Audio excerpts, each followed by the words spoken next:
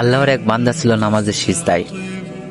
আল্লাহর ডাক দিয়ে বলে, বান্দা, তুই যতই নামাজ পড় আর যতই সিজদা কর, তোর ঠিকানা জাহান্নাম। এ কথা শুনে বান্দাটি বলতেছে, আলহামদুলিল্লাহ। আল্লাহ বলে, এই বান্দা, জাহান্নামের কথা শুনে কেউ আলহামদুলিল্লাহ কয়? বান্দা বলে, আল্লাহ, জাহান্নামের মালিকও তুমি, জান্নাতের মালিকও তুমি।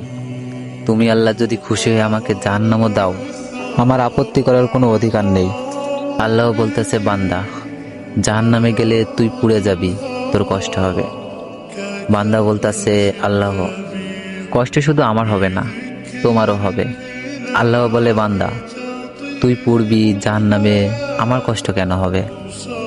বান্দা বলে, আল্লাহ, মায়ের কোলে সন্তান যদি পানিতে পড়ে যায়, তাহলে দুনিয়ার কোনো মাই যেমন দূরে দাঁড়িয়ে থাকতে পারে না, দৌড়ে গিয়ে বাচ্চাকে কোলে নেয়, আমার বিশ্বাস ওই মায়ের চেয়ে কোটি কোটি গুণ দয়া তোমার বেশি। আমাকে জাহান্নাম দিলে তুমিও আল্লাহ শান্তি পাবে না। আল্লাহ বলে, বান্দা, এই দলিল তুই কই পাইলি? বান্দা বলে, আল্লাহ, আমাদের জাতির পিতা ইব্রাহিম আলাইহিস সালাম তোমার প্রেম বুকে নিয়ে যখন নমরুদের চুলায় পড়ে গেল, তার আগেই তুমি বলে দিলে, আমার দিকে তাকিয়ে দেখো, আমার কলেজা ভরে শুধু তুমি আছো, আর অন্য কারো জায়গা নাই। আল্লাহ বলে, বান্দা, আমার প্রেমের ভক্তি নিয়ে যদি কেউ জাহান্নামেও যায়, আমি জাহান্নামকেও জান্নাত বানিয়ে দিব। সুবহানাল্লাহ।